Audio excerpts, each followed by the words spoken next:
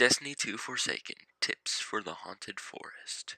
Anyway, we're back in here in Destiny 2 again, and it's finally the Festival of the Lost. And in this new event, we all already know there's a new event in the Infinite Forest called the Haunted Forest. And this event is pretty cool. Basically, you're just speed running through a bunch of the randomly generated panels that you're going to see multiple times, uh, and just mow down ads all the time, because that is going to build up a little percentage meter, which will then give you the boss fight, aka the nightmares. And well, in the first levels, you can just burn down the nightmares just easily. Just try to conserve as much time as possible. So, I'd say in the early rounds, just annihilate everything. Just get to that boss fight, because in the lower waves, it's going to be easier. And you better get through it so you can get to those boss fights, so you can finally, one, save time, and two, get to the harder stuff. And anyway, after that, you can go ahead and take out the boss, and you have a little bit of time to explore after the boss is dead, so you can just look around, see if there's a treasure chest nearby, because there's some around that can give you rewards if you're not completely speed running this. And other than that, when you're going on the platforms, there's going to be these huge knights that are invincible. Just ignore them and try to avoid them as much as possible, because they can knock you off the map. And you can't damage them, so it might as well just ignore them.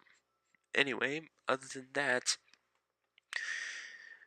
basically there's not a lot of hazards other than an absolute ton of ads, those knights that I mentioned earlier, and the nightmares.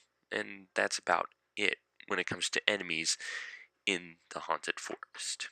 As for, I'd say ways to get through it, I'd say chain your supers. Like, if you're using roaming supers, like I'm using the Shade Step, even though it's not the best for DPS, but it still has its uses when it comes to basically being a kind, having the pseudo version of the hunter version of Hammer Strike, which lets you weaken the boss and do a little bit more damage. I don't get it off all the time in this video, but one thing is for sure, it is helpful whenever you can just crouch, get a kill, and go invisible and just do it, instead of having to wait on the cooldown like with the Titan.